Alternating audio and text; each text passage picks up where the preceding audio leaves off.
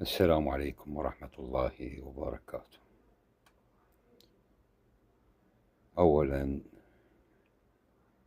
نتقدم بأحر التعازي إلى جميع الأصدقاء والزملاء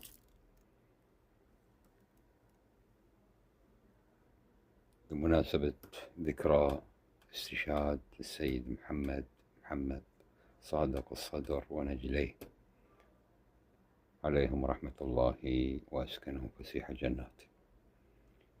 أود أن أستذكر حكاية حدثت معي في مثل هذا اليوم قبل سنوات، حيث وصل خبر استشهاد السيد وابنيه في ساعة متأخرة، وكان الجو في ذلك الوقت وانتشار القوات الأمنية والرفاق الحزبيين في جميع المفاصل والأماكن، وكنت في حينها أعمل حارسا في مكتب لبيع الغاز. فأتوا إلي هؤلاء وقالوا لي: اترك لنا هذا المكان واذهب إلى بيتك في ساعة متأخرة. فقلت لهم: هذه أمانة عندي وسوف أبقى.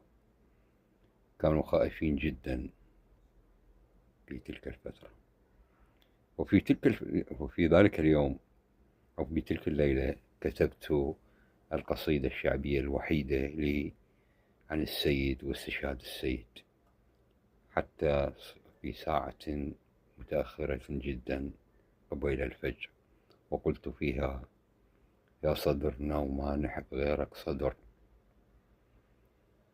سوف أقرأها كاملة في مقطع آخر. نسأل الله أن يسكن السيد الشهيد وابنيه أوسع جناته، وأن يغفر له ويتم عليه نعمته في جنان الخلد.